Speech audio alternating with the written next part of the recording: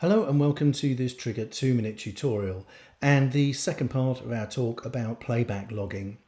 So yesterday we enabled playback logging in the environment options window, and you can see it's enabled and active because we have a logging label at the top right here of the cue sheet, and the status bar at the bottom of our cue sheet has a green border.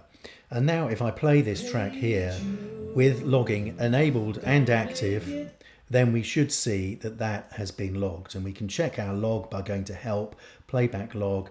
This application opens up. It's the default application on my system called CSV Viewer, and you can see that the track has indeed been logged with the time that it was started and the time that it was stopped, together with the duration that it was played for.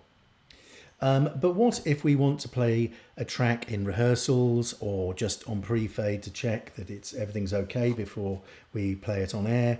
Then we need a quick way of being able to switch playback logging on and off.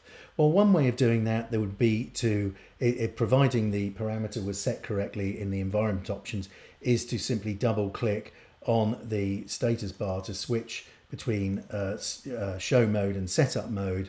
But at the moment we have the parameter set so that logging is active all the time.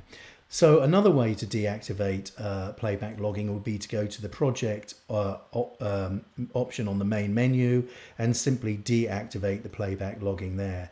Now if I play this track, you'll see our logging label and the status bar border has gone grey to indicate that logging is deactivated. Then that should mean that track will not be logged. So to enable it again, we could simply use the keyboard shortcut Control Alt and G, and you'll see that logging is reactivated. And now if we play this track, that track should be logged again. So we can check that is in fact the case by looking at our log. And there indeed you can see the first track that we played, then we deactivated logging. That action in itself was logged, then logging was reactivated, and then the third track that we played with logging active is logged there.